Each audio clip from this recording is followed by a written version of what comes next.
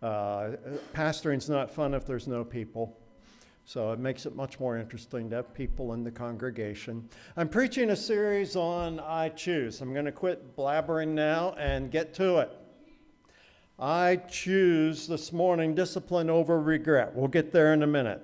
But we are the sum total of the choices that we have made in the past, and who we're going to be a year or 2 or 10 or 20 from now is going to be the choices based largely on the choices that we made then and the choices we are making right now. Probably all of you are like me. You have so many urgent things grabbing at your attention. You've got to do this, and you've got to do that, and I've got to do this, and we're going to choose next week. We're going to choose the important over the urgent. Sometimes the squeaky wheel getting the oil is not the best thing. Sometimes it's squeaking and there's a problem and it needs taken care of, but there is something more important than what seems to be the urgent right now. Here's a video about that. If he's not gonna play the piano, then tell him to get out of the recital. You know what I mean?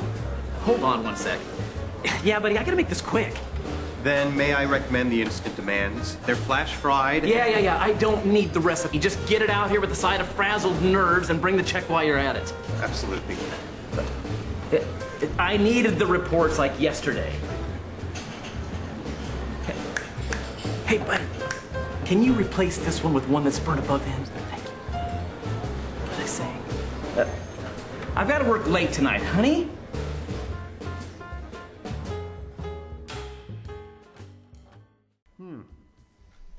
He would make a wonderful dinner guest. I wonder why nobody is sitting with him. Don't want to turn the lights back on just yet. We're going to jump right into the next video, Eric. And this is about this week. Can you tell us more about the flattened marriage? It's full of regrets and comes rested on a bed of half-boiled excuses and unfinished to-do lists. Oh, that sounds nice. It's our anniversary. Congratulations! How many years? No idea. We can't remember. How about dessert on the house? Tonight's selection is low motivation pie. Well, that's our favorite. Let me get that order going for you. To years of neglect.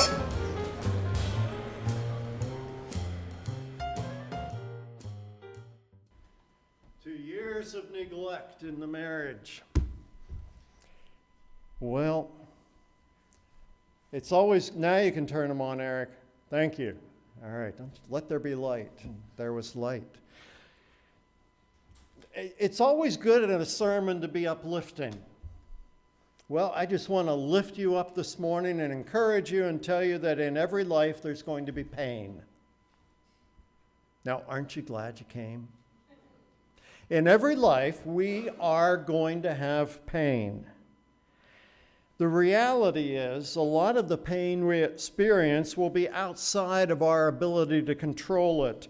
In fact, Jesus said in John 16:33, in this world you will have trouble. In other words, in this life you are going to have pain. A lot of times it's not your fault, though. The company downsizes and you get let go. A friend, a mate betrays you. You're in an accident, or somebody close to you is in an accident. A death occurs. Some pain, though, is within our control. In other words, you have a choice, the way we're going to look at it this morning. You can choose one kind of pain, or you can choose another kind of pain. Sort of like, would you rather have a migraine headache or an abscessed tooth that's aching? Yeah. Choose between your pain. Now, really, one of these is not that bad of a pain, but we still need to choose. So, you can choose your pain. Think of it like this. You can choose, young people, teenagers, you can choose to obey your parents today or face the consequences later. You can choose the pain of living within your means, living on what you're able to bring in financially, or you can choose the pain of battling a mountain of debt later on. I should leave out this one, but I will include it. You can choose the pain of dieting now, or the pain of recovering from your heart surgery later. Ouch. So I am choosing, we need to choose the pain of discipline over the pain of neglect, or regret, I mean. We can choose the pain of discipline over the pain of regret. Discipline is choosing what you want now and not choosing between what you want now and what you want most. Right now, I may want a Snickers bar. I don't have one here. So I can't have one anyway, but even if I did, I can choose between what I want now, the Snickers bar, and what I want later to be able to fit into one of my black suits by Saturday. In 1 Corinthians chapter 9, verse 24, Paul uses the imagery to help us with this concept of a runner, somebody training to run. And he says in verse 24, "Do you not know that in a race all the runners run?" Yeah. I mean, Michael here, he's a runner. All the runners run in a race. You don't sit along the sidelines and say, "Have a good time running. Did I win?" No, you didn't run. You don't win. And Paul said, run in such a way as to get the prize. Run to win. Run to win. When you're running, you're not running with the goal of, "Oh, I want to be in third place. Ooh, I want to be in second place." No, I want to be in first place. You're running with every bit of focus that you have. You're running with intensity, with all the power that you have. You are running to win. Then Paul goes on, and you can see where this is really a contagious imagery. He says this, all athletes are disciplined in their training. If you're going to win, what do you have to do? You have to choose what you want most over what you want now, right? Choose what you want most over what you want right now. You might want to quit training right now because it's hard, but you choose what you want most. What I want most is to be in tip-top shape. What I want now is to sleep in and eat pizza. You have to choose what you want most over what you want right now. And we need to be disciplined in our training. The root word for discipline is the same that gives us our word disciples. What are we? We are disciples, followers of Jesus Christ if we are a Christian. We are following Christ. We are disciplined. We need to be disciplined as disciples. So Paul goes on to say in verse 25 of this same passage, everyone who competes in the games goes into strict training. They do it to get a crown that will not last. It would be a crown of leaves. It's not going to last. But we do it, spiritually, we do it for a crown that will last forever. So as Jesus' followers, we discipline ourselves. We choose what we want most over what we want right now to win an eternal prize. That's why we run to win. We're not doing it for some little trophy that's going to fade. We're doing it to honor and glorify the one who gave his life for us. That's why we run to win with everything in us. Now, Paul's audience certainly would have known the imagery that he was using, this illustration. They probably had in their minds the Isthmian Games, which were very similar to what we would know of as the ancient Olympics or even today's Olympics. There was a tremendous amount of patriotic pride. And what these athletes would do is they would go into a 10-month, very strict training. No junk food, no alcohol, nothing unhealthy. They would expose themselves to extreme heat and extreme cold to shock and train their bodies. Reminds me of the guy on Cool Runnings who got into the freezer to get used to the cold because he was from down in where? Jamaica. Yeah, the Jamaican bobsled team. Love that scene. Then the author to the book of Hebrews, we're not sure who it is, used the same imagery and said, you run the race that's marked out for you. If you're running a marathon, I don't know anything about them, but if you were running a marathon or in a bike race, even what I've seen here around Albion, you have the track marked out for you. The route is marked out so you don't take a wrong turn and wonder why you're not getting to the finish line. You run the race marked out for you, so let us strip off everything that hinders and the sin that so easily entangles. In other words, you don't wear your barn boots when you're going into a race. You don't wear your winter parka when you're running a race. You don't carry your backpack full of books when you're running a race, maybe for the training, but not for the race. He's saying this in the context of the race. It's important because his audience would have known again exactly what he was talking about. Let us strip off anything that hinders us from running to win. And you don't want to know how much they stripped off back then in order to run to win.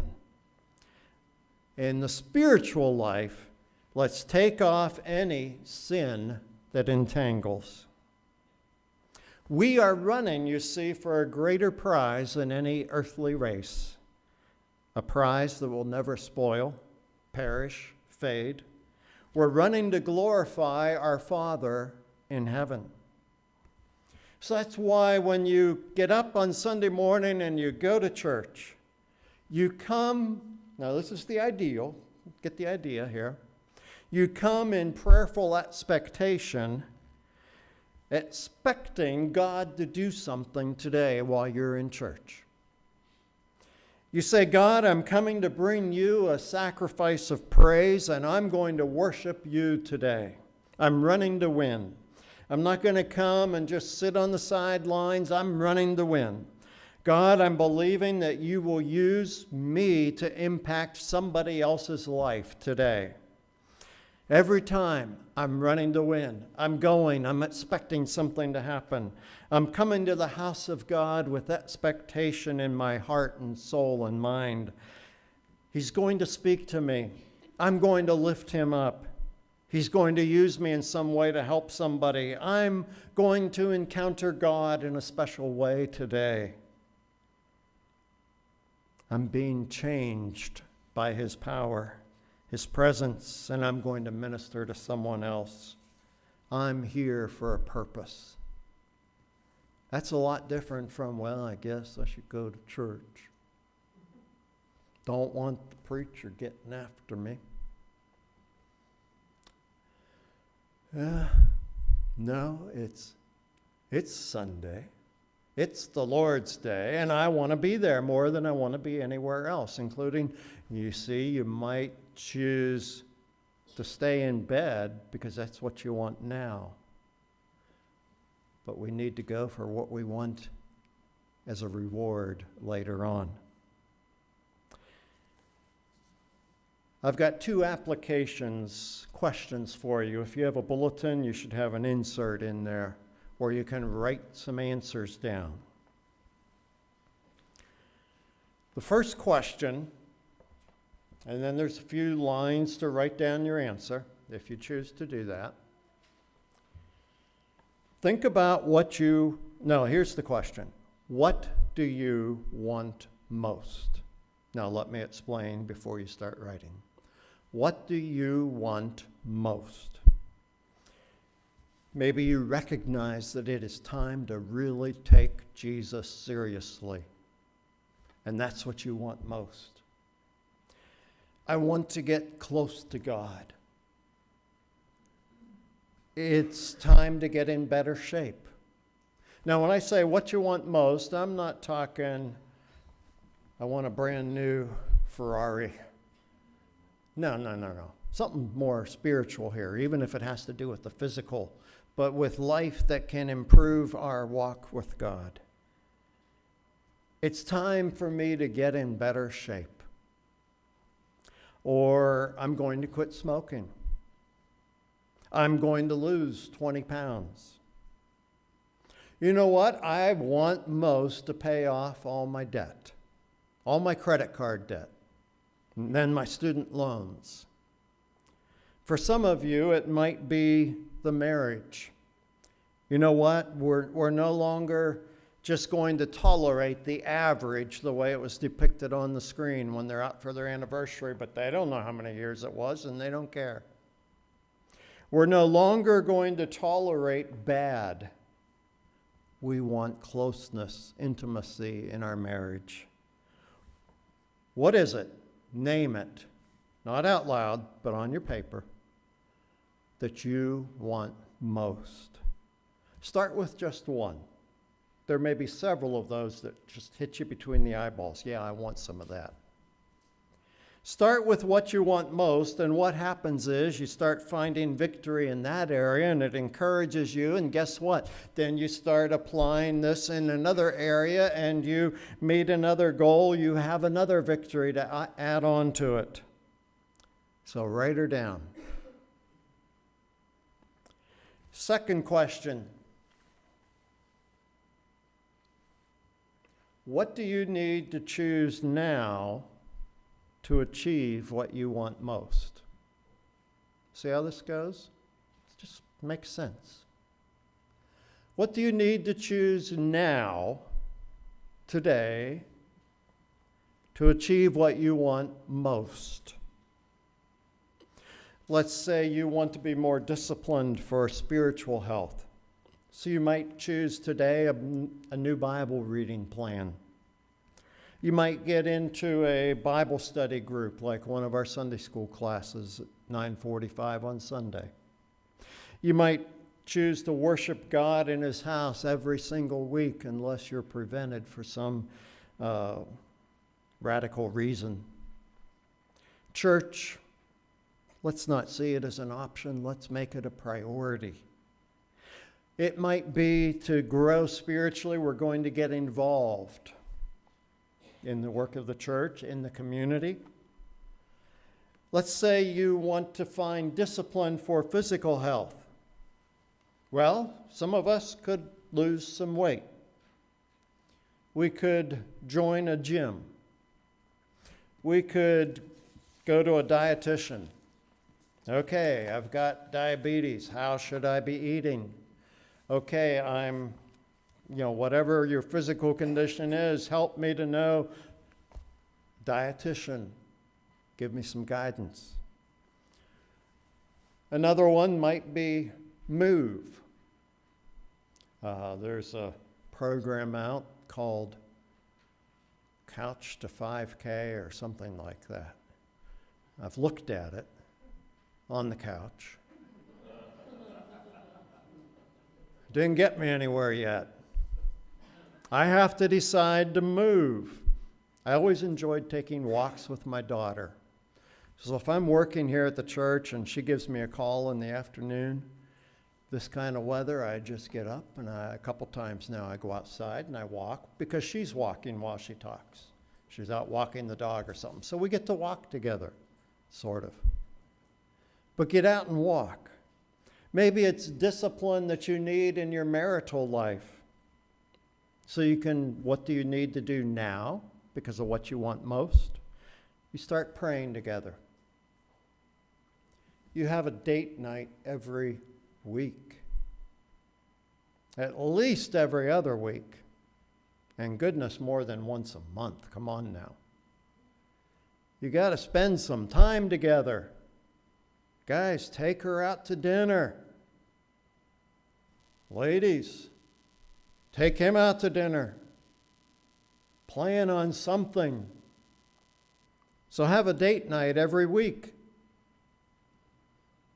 Set aside time to discuss things together. We used to do coffee time after dinner. And it was our time, even when Melissa was little, and I've told some of you haven't heard about this, but we saw another couple do it when we were eating dinner at their place, and they sent the kids off to play, and for 15 minutes they had their coffee time. This is Mom and Dad's time. And so that's what we told Melissa. You need to go play for 15 minutes. So we can be better Mom and Dad, we need you to go play or do something so that we can sit here and talk and drink our coffee after dinner. I forget what the statistic is, but husbands and wives, often they're only talking maybe 3 minutes a day, something like that. You don't build a relationship that way. If things are rough, you need to go get counseling. At least give me a call and say, we need counseling. All right? If the other one's not willing to do it, then you come and talk to me. It may be for financial health that you need some discipline. So what do we do now? We go home and we set up a budget. We keep track of everything we spend for 30 days, every penny. Keep track of everything we spend. Find out where is the money going. So often we have enough on paper to live on, but we don't know where it's going, so when it's time to pay the bill or the time to get the tires on the vehicle, we have to use the charge card. Spend less. Basically, you have two choices, I've heard, when you're not making it. Earn more, spend less. One or the other, or a combination of the two. Earn more or spend less, or both. Start not charging for what you cannot pay during the grace period. If all you're doing is making the minimum payment each month, you're going to pay a lot of money extra to somebody. I know there are times, and we've been there, when that's what we had to do. There are those times, but let's not live our whole life that way. Let's not get into that habit and live the whole life that way. Cut up the credit cards. You need one for when you travel? Well, stick it in a bucket of water and put it in the freezer. By the time you thaw it out for that TV that you thought you wanted, you've had enough time to think about it and decide I really don't need it that badly. Tithe. Go according to God's plan. Do it His way. And if you would be interested or helped by maybe by a financial management class, tell me. We'll get something set up and try to help you. I know Pastor Phil has a real interest in that. So choose your pain. Discipline, the pain of discipline, or the pain of regret. Let's go back to 1 Corinthians 9, verses 26 and 27. Therefore, I do not run like someone running aimlessly. I do not fight like a boxer beating the air. No, I strike a blow to my body and I make it my slave, so that after I have preached to others, I myself will not be disqualified for the prize. We are always, wherever we are trying to be disciplined, we need Jesus. Because when we don't want to do it, He can help us to do the right thing. We need the Holy Spirit living through us. You're trying to break a bad habit. You need Jesus. Now, here's just a quick little picture to illustrate what I'm talking about. Let's say you have a beautiful front yard. You've got it just the way you want it now. The mailbox is out by the road, and the shortest distance from my front porch to the mailbox is across the yard. What I really want most is a nice yard. So one day I decide I'm feeling a little lazy. Rather than go out the sidewalk and down the driveway, I go across the yard. Now, I'm not saying you never walk in your yard. No, I think they're there to be used. But you decide, it's not going to hurt the lawn if I walk across it once. Oh, okay, I'll walk back too. The next day you look at the yard and you think, I didn't hurt it at all. I'm going to keep walking across the yard, same spot, same spot. And then it just sort of becomes a habit. We're in a hurry, and rather than walk the extra 50 feet, we walk across the same path, and pretty soon, what do you have? You have this beaten down, grass isn't growing path across your yard. You go to any college or anything, and you look at what they call the quad, the big park area in the middle of them. Basically, you know, I learned in geometry the shortest distance between 2 points is a straight line, and so it's straight across. I need to get from this building to this building, straight across, straight across. Well, that's where they then need to put the sidewalks eventually, because otherwise you just have a dirty path. And you do something long enough, you start thinking, well, that was fun. And if it was fun, and if it was something you're really not supposed to do, let's broaden this a little bit. And you do it anyway, you're sort of daring, and it releases dopamine into your body, and that's just sort of a natural high. Ooh, that felt good. I'm going to do that again. And we do it again. And we do it again. And that neural pathway is formed. It's easy. You created a trail across your yard. I could say, so you need to stay off the grass, and that has more than one meaning, right? Some of you know that grass is marijuana, yeah. As disciples of Jesus, we need to be disciplined. So we're going to choose what we want most over what we want now. Quick example. When I retire, I would really like not to have a car payment. So that means if you see my red van, like many Chrysler vans of the mid-2000s, 2005, they have rust. I've never had that trouble with any other one before, but that several years there, and some of you have the same vehicles. And I am driving my rusty van, and I think, well, it would probably represent the church better if I got a better vehicle. But no, you see, I don't want a car payment when I retire. That's what I want most. I see the nice shiny vans. Ooh, that would be nice to have. Yeah, we have one car now with the little screen there, shows you when you're backing up. Ooh, that would be nice to have. But that's what I would like now, but that's not really what I want most. I want not to have a car payment when I retire, if at all possible. So I need to be saving that car payment every month until I can get into a decent vehicle and not have any payment by the time I retire. That's the goal. What do I want most? No car payment. What do I want most? Get out of credit card debt. Get my student loans paid off. What do I want now? I want a new car. I want a new TV. I need a new wardrobe. I have nothing to wear.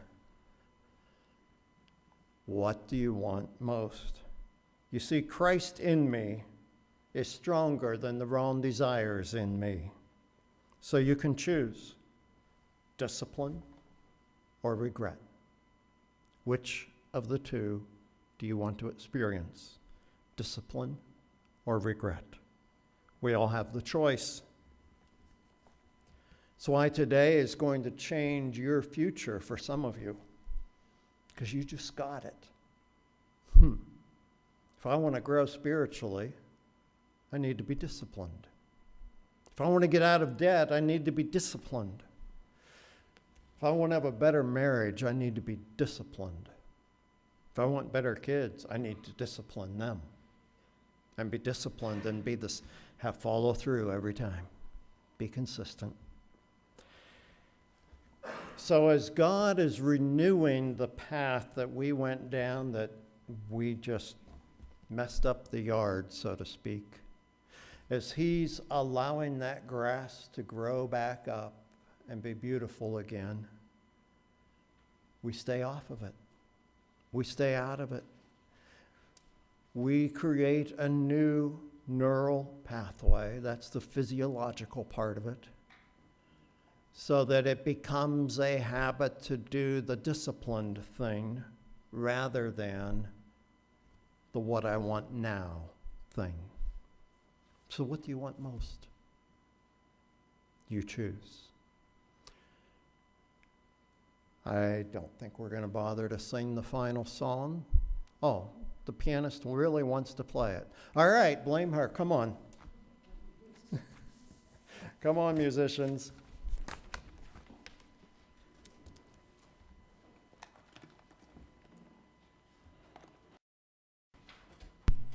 How do we do it?